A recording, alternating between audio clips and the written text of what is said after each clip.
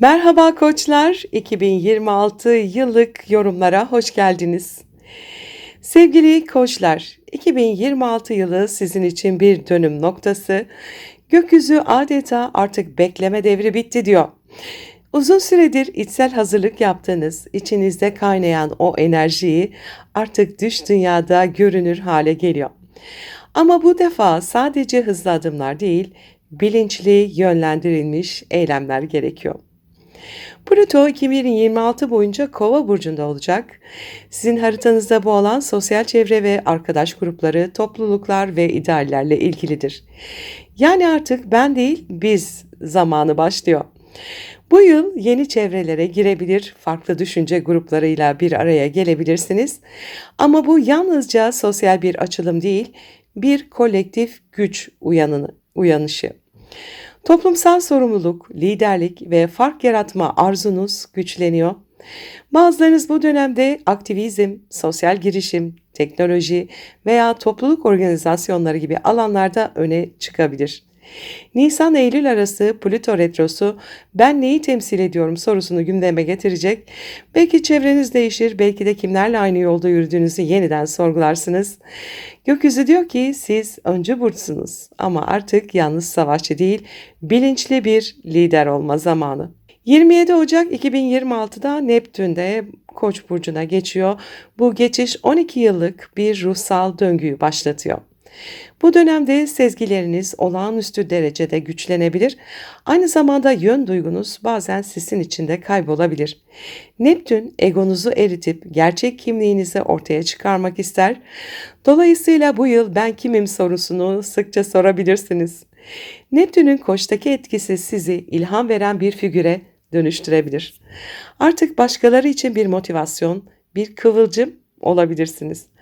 Aman dikkat, bu etki altında bazen kendi kimliğinizi başkalarının beklentileriyle karıştırma riski de var. Hayalinizi başlatın ama onu somut adımlarla destekleyin. Eğer 2025'in Nisan-Haziran döneminde bazı fikirler, vizyonlar ya da hayaller belirmişse, şimdi o tohumlar yeniden filizleniyor. Bu kez çok daha derin bir farkındalıkla. 14 Şubat'ta Satürn'de Koç burcuna geçiyor. 21 Şubat'ta da Neptün'le tam kavuşum yapacak. Bu yalnızca 2026'nın değil, tüm 10 yılın en önemli gökyüzü olaylarından biri. Bu kavuşum sizin için kimlik inşasının yeniden başlaması anlamına geliyor. Hayaliniz Neptün ile sorumluluğunuz Satürn el ele veriyor. Bir rüya artık gerçeğe dönüşebilir ama önce disiplin, sabır ve yapı kurmak gerekiyor. Bu süreçte kariyer yönünüz, dış görünüşünüz, hatta hayat felsefeniz bile değişebilir. Birçoğunuz yeni bir başlangıç yapacak, yeni bir iş, yeni bir şehir, yeni bir benlik.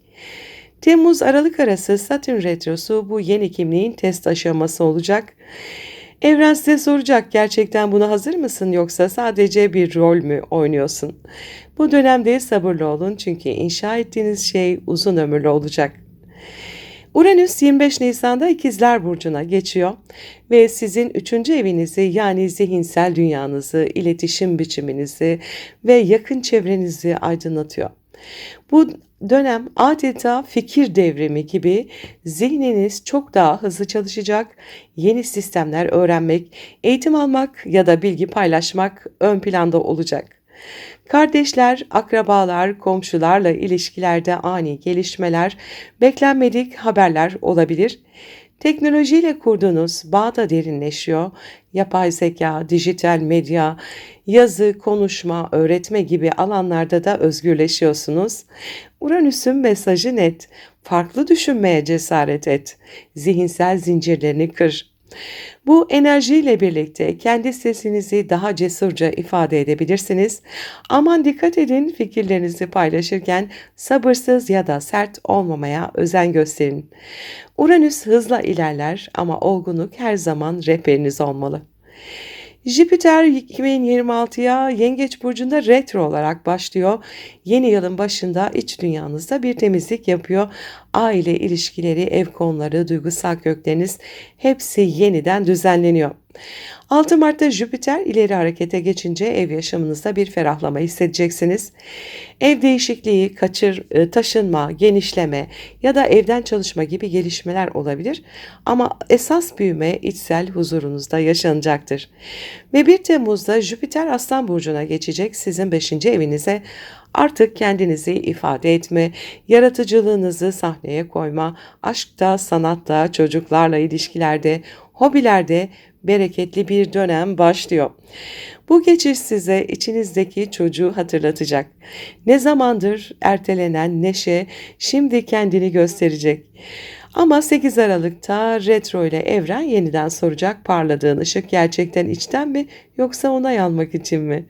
Gerçek sahne kalptir, unutmayın. 2026'nın ilk yarısında ay düğümleri Balık Başak hattında ilerliyor. Bu da siz koçlar için iç dünyada derin bir arınma sürecini temsil ediyor. Kuzey ay düğümü Balık'ta ruhsal teslimiyet, içsel denge ve sezgisel farkındalık zamanı diyor. Belki bu dönemde geri planda kalmayı, dinlenmeyi, kendinizi yenilemeyi tercih ettiniz. Ancak 27 Temmuz'da ay düğümleri Kova Aslan aksına geçiyor. Ateş burçlarına ve sizin için yepyeni bir yön açılıyor. Topluluk içinde liderlik, yaratıcılıkta fark yaratma, sosyal sahnede görünür olma. Bu geçiş benden bize giden köprüyü temsil ediyor. Kolektifin bir parçası olarak kendi ışığınızı paylaşma zamanı. Venüs ise 3 Ekim ile 14 Kasım arasında Terazi burcunda retro yapacak. Bu sizin tam da ilişkiler evinizde gerçekleşiyor. Bu dönem partnerlik, evlilik, ortaklık ya da yakın bağlarda geçmişe dönüş getirebilir. Eski bir ilişkiyle yüzleşmek, bir bağın dengesini yeniden kurmak gerekebilir. Ama bu retro bitirmek değil, anlamak içindir. Venüs sizden adalet, denge ve saygı istiyor. Eğer ilişkilerinizde hep veren sizseniz şimdi alma zamanı. Eğer kontrol etmek istediyseniz şimdi de denge kurma zamanı. Gerçek sevgi özgürlükle başlar. 2026'da 3 tane Merkür Retrosu var. Hepsi su burçlarında, yani iletişim duygusal bir boyuta taşınıyor. 26 Şubat'la 21 Mart arasında Balık burcunda retroda olacak Merkür, geçmişe dair rüyalar, sezgisel uyanışlardan bahsedecek. Bu dönemde içsel sessizliğe ihtiyacınız olacak. Sözlerden çok sezgilerin rehberliğine kulak verin. 30 Haziran'la 24 Temmuz arası Yengeç burcunda retro yapacak. Aileyle diyalog, köklerle bağ kurma zamanı olacak. 23 Ekim'le 14 Kasım arasında da Akrep burcunda retroda olacak. Maddi paylaşımlar, derin konuşmalar, duygusal yüzleşmeler. Bu dönemlerde duyguların altında yatan anlamı çözmeye, görmeye çalışın.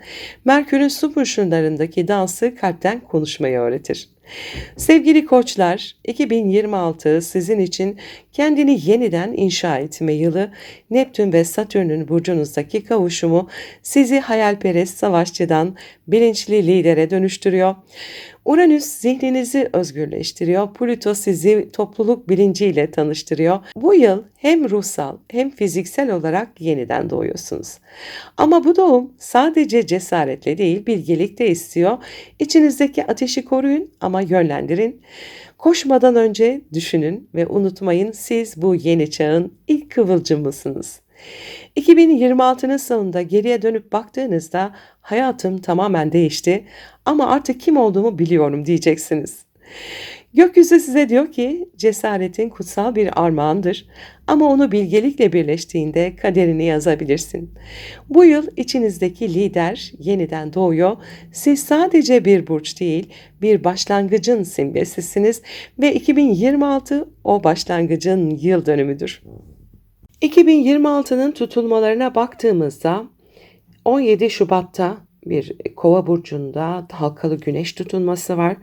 Saat 15.03'te 28 derece 50 dakikada. İkinci tutulmamız 3 Mart'ta Başak burcunda tam ay tutulması 14.39'da 12 derece 54 dakikada. Ve 12 Ağustos'ta Aslan burcunda tam güneş tutulması var. 20.37'de 20 dakika 20 derece 02 dakikada.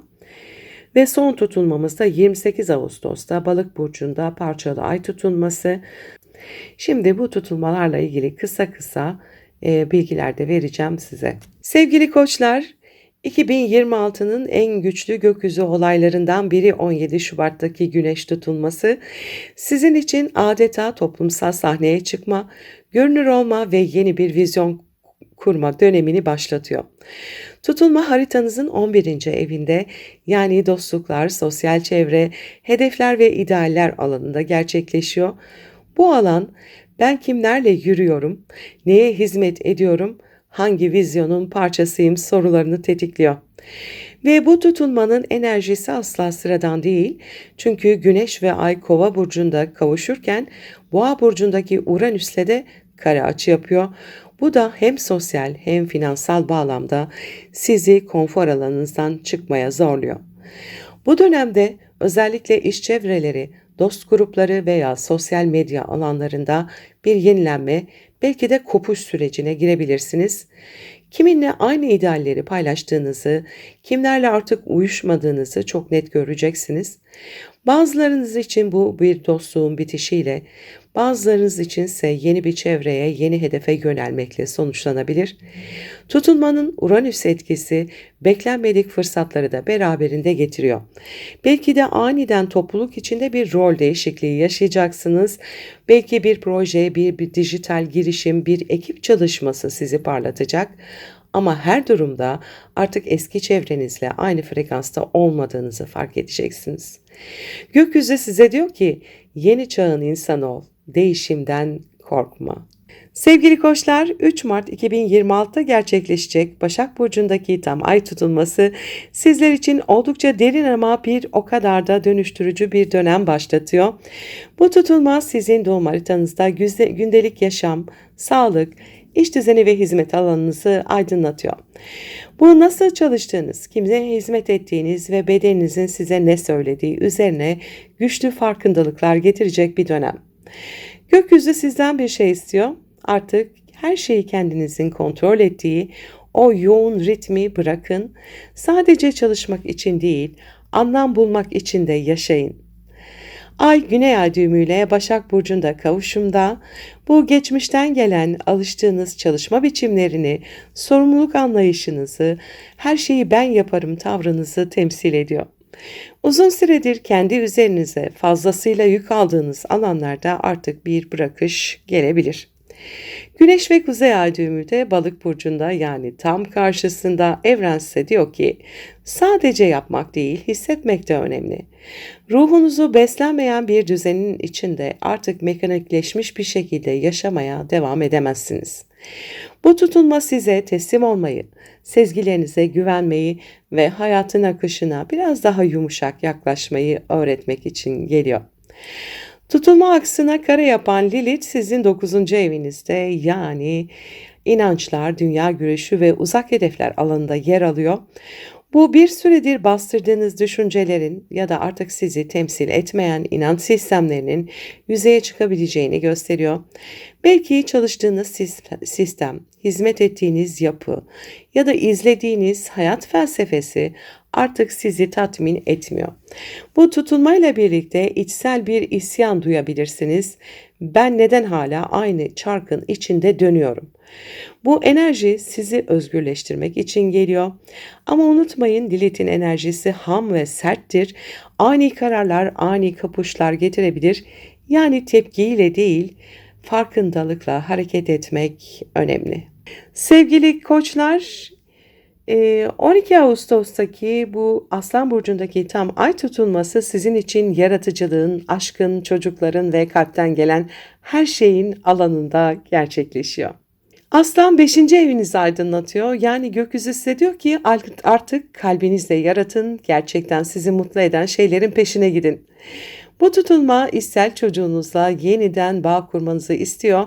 Son yıllarda belki çok mücadele ettiniz, kendinizi göstermek, fark edilmek, sevilmek için çabaladınız. Ama şimdi artık sahneye kalbinize çıkma zamanı, başkasının beğenisi için değil, sadece kendi ışığınızla parlamak için. Güneş ve Ay Aslan'da kavuşuyor. Bu sizin için büyük bir içsel doğum anlamına geliyor. Ancak bu doğum süreci kolay olmayabilir. Çünkü Koç burcundaki Neptün bu tutulmaya 135 derecelik bir açı kuruyor. Bu kendi kendinize yarattığınız bir illüzyondan uyanış anlamına geliyor. Belki uzun zamandır bir aşkı, bir yaratıcı projeyi ya da bir hayali mükemmel görmek istediniz. Ama gerçek şimdi ortaya çıkıyor. Bir şeyin sandığınız kadar parlak olmadığını fark edebilirsiniz. Bu fark ediş sizi özgürleştirir.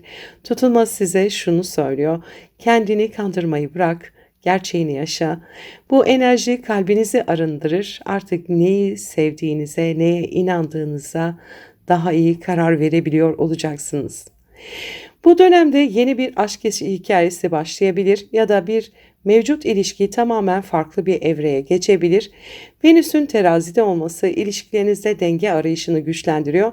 Ancak Neptün'le yaptığı karşıtlık da bazı ilişkilerde hayal kırıklıklarını tetikleyebilir. Birine aşık olabilirsiniz ama onu gerçekte kim olduğu haliyle mi görüyorsunuz yoksa görmek istediğiniz şekliyle mi? Tutulma size diyor ki gerçek sevgi gerçeği görebilmektir. Yaratıcılıkla uğraşıyorsanız sanat, sahne, medya, sosyal medya, çocuklarla ilgili bir alan, bu tutulma yeni bir dönemi başlatabilir. Bir projeniz, bir fikir ya da bir yeteneğiniz görünür hale gelebilir. Ama aynı zamanda artık size ilham vermeyen bir işi de arkanızda bırakabilirsiniz. Bu tutulma size benim parlamam gereken yer burası dedirtir. Sevgili koçlar, 28 Ağustos 2026'da Balık burcunda yaşanacak tam ay tutulması sizin için ruhsal bir dönüm noktası anlamına geliyor. Gökyüzü artık bazı döngülerin kapanması ve bilinçaltınızın derinliklerinde saklı kalmış duygularla yüzleşmeniz gerektiğini söylüyor. Bu tutulma sizler için dış dünyadan çok iç dünyaya yönelme zamanı. Bu güçlü tutulma sizin 12. evinizde yani bilinçaltı, rüyalar, ruhsal temizlik ve geçmişin kapanışı alanında gerçekleşiyor. Bu yıllardır taşıdığınız yükleri bırakmanız gerektiğini, ruhunuzu arındırmanın vaktinin geldiğini anlatıyor. Geçmişte bastırdığınız korkular, bağımlılıklar veya sizi yoran içsel döngüler şimdi su yüzüne çıkabilir.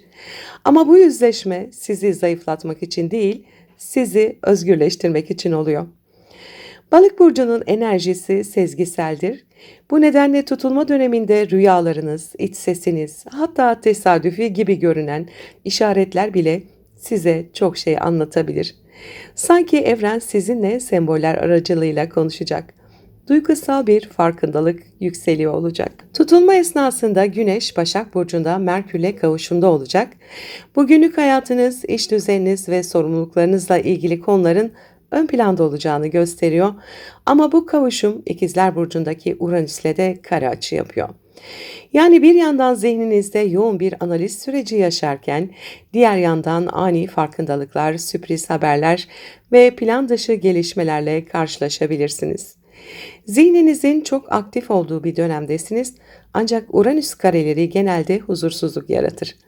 Bu nedenle tutulma sürecinde geçmişte ertelediğiniz kararlar birden gündeme gelebilir. Bir anda artık buna dayanamam diyerek büyük bir dönüşüm kararı alabilirsiniz. Bu karar önce kaotik görünse de aslında sizi özgürleştirecek. Sevgili dostlar, yeni bir yıla adım atarken unutmayın, 2026 sadece takvimde bir değişim değil, aynı zamanda bilincimizin ve hayatımızın dönüşüm yılı. Gökyüzü bize cesaret, ilham ve fırsatlar sunuyor. Kendi ışığınızı takip edin, kalbinizin rehberliğine güvenin ve her adımda kendinize ve çevrenize değer katın. Ben de size bu yeni yılda sağlık, huzur, mutluluk ve başarı diliyorum. Her yeni gün size farkındalık ve sevgi getirsin. Hoş geldin 2026, cesaretin, bilincin ve kalbin yılı. Yıldızların ışığı yolunuzu aydınlatsın ve her zaman sizinle olsun. Mutlu yıllar.